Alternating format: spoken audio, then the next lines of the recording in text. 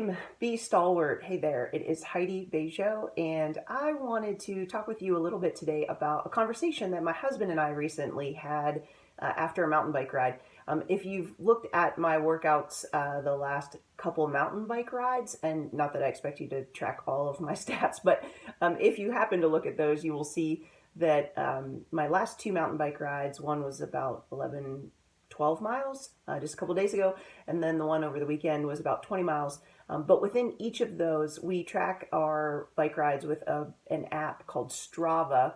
And Strava basically calculates your time, your distance, your elevation, all that kind of stuff. And then other people that are in there, you kind of get ranked based on where you fall overall. And then it also tracks your own personal records, your own PRs and stuff like that. So we've been using that app for several years. I don't use it as intensely as my husband does, but I do track my overall mileage and my elevation.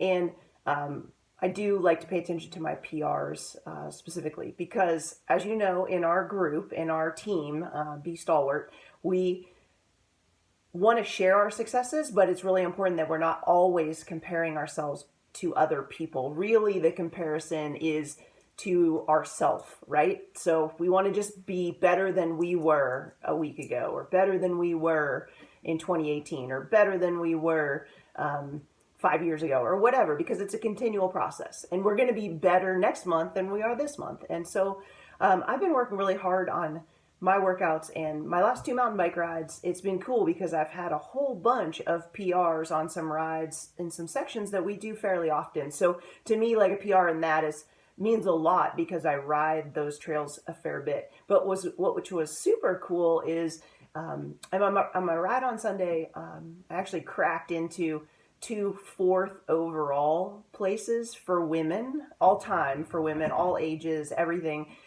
for a couple sections of our 20-mile ride. And then our most recent ride, it was like 11 or 12 miles, but I got a sixth overall and a seventh overall for women.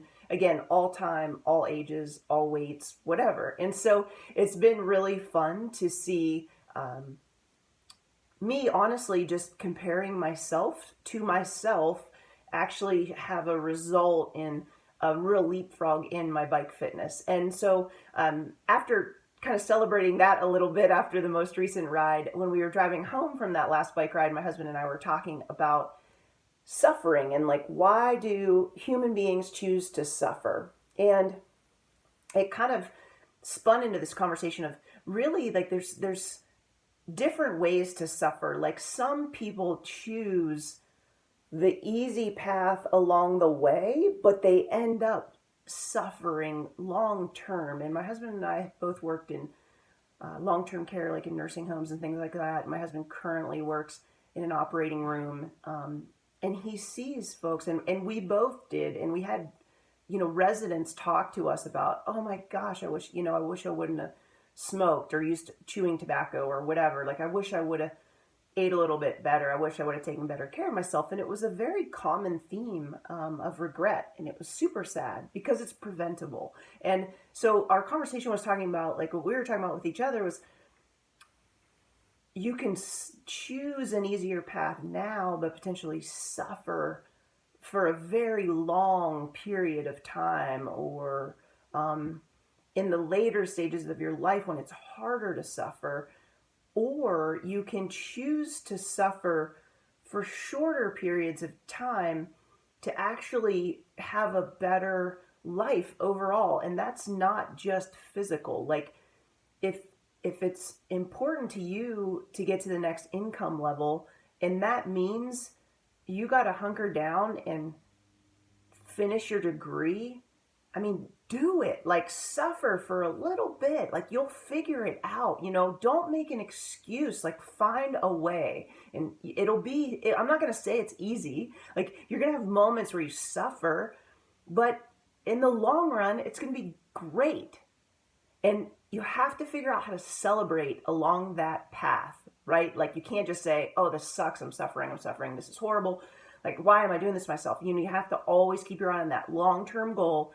And you also have to keep your eye on, what keeps you fueled in the midst. And another one would be, like, if you're trying to eat better, but your family kind of celebrates with food, or your coworkers or whatever, is it worth getting ribbed a little bit by your family or your coworkers because, you decline the donuts or you decline the cake or whatever, is it worth that suffering for just a little bit of time to actually improve your digestion, drop the weight you've wanted to drop, probably have more energy because you're eating better fuel for your body? I mean, it's really important that we look at food as fuel. Food should not be tied to emotion per se.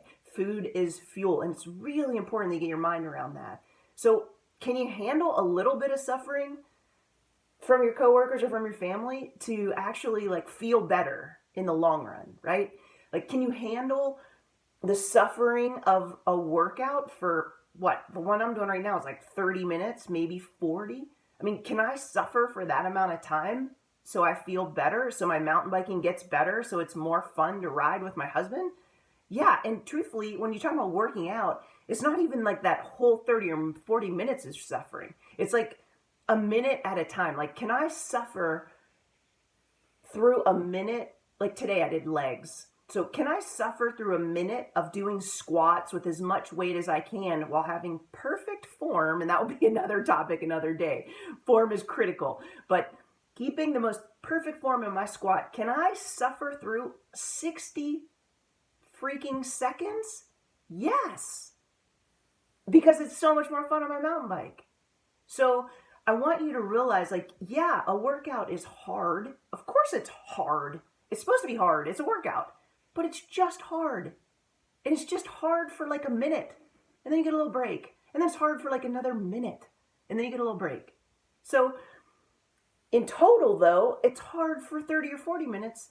But over time, you're getting stronger. You're getting more confidence. You're getting momentum because you're keeping promises to yourself. You're feeling better about yourself. Your energy is higher. All of that is worth suffering for a little bit. So I just want to throw that out there as something to think about in your mindset. I hope this serves you. I hope this brought to light why we kind of grind through some of this stuff. And if you feel like you're in a grind and you feel like you're bored, you got to revisit this mindset. Or you need to change something else. You need to change your workout. You need to change up your nutrition plan, whatever. But you got to change it up if you're getting bored, number one. Number two, if you don't want to change it up because you're only a few weeks into a program, then you got to revisit this. Why am I going to suffer a little bit? Because I'm going to rock it for the long term. All right.